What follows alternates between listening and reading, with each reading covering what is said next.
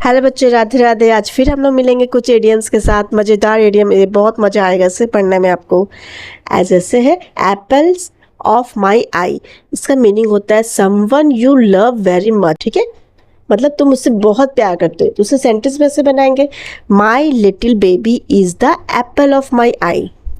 Now second, hold your horse, मतलब horse को पकड़ कर रखो। वेट ए मोमेंट, मोमेंट को पकड़ना है।